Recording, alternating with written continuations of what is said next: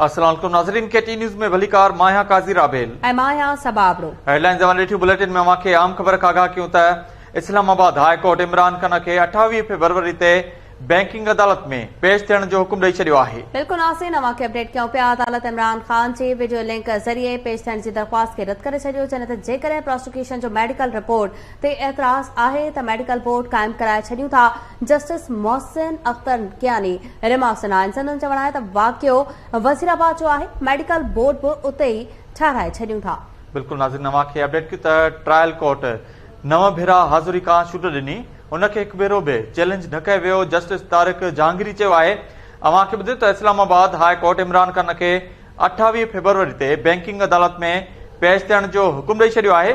अदालत इमरान ख़ान जे video link ज़रिए पेश थियण जी दरख़्वास्त रद्द करे छॾी आहे। जेकॾहिं प्रोसिक्यूशन जो मेडिकल रिपोर्ट ते एतराज़ आहे त मेडिकल बोर्ड क़ाइमु कराए छॾियूं था।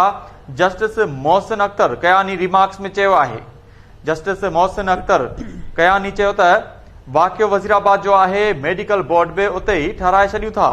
तफ़सील मालूम कंदासीं। लाइन ते मौजूद आहे KT न्यूज़ रिपोर्टर इब्राहिम कुंभर जी। इब्राहिम, अपडेट कजो। फंड वारे केस में इमरान ख़ान के मातहत बैंकिंग कोड जेका था उन ई पेश थियण जो हुकुम ॾिनो हो ऐं अदालत में इमरान ख़ान जी दरख़्वास्त दाख़िल कई वई त खेसि हाज़िरी खां आजो करार ॾे वीडियो लिंक जे ज़रिए उन जो बयानु वरितो वञे ऐं उन ई दरख़्वास्त खे अदालत ख़ारिज करे छॾियो, जंहिं ख़िलाफ़ अपील जेका था उहा हाई कोर्ट में अॼु कई हुई। ॿ रुकनी बेंच जस्टिस मोहसिन अख्तर कियानी जी सरबराही में उन ॿुधणी कई आहे। अदालत मातहत अदालत जो जेको हुकुम आहे उहो बरक़रार रखियो आहे। 28 फरवरी ते इमरान ख़ान खे बैंकिंग कोर्ट में पेश थियण जो हुकुम ॾिनो आहे। जोकी ॿुधणी दौरान वकील जेको पेश थियो इमरान ख़ान जो, उन्हनि चवणो हो त इमरान ख़ान ठीकु न आहे, सिहत ख़राबु आहे, उनजे करे वीडियो लिंक ते पेश थियण जी इजाज़त ॾिनी वञे। जॾहिं प्रोसिक्यूटर उनजी मुखालफ़त कई, उन ई बाद अदालत हुकुम ॾिनो आहे त 28 तारीख़ ते इमरान ख़ान बैंकिंग कोर्ट में पेश थिए। जेकॾहिं इमरान ख़ान पेश नथो थिए त कानून पंहिंजो रस्तो पाण वठंदो। जी इब्राहिम कुंभर, तफ़सील ॿुधाइण लाइ महिरबानी।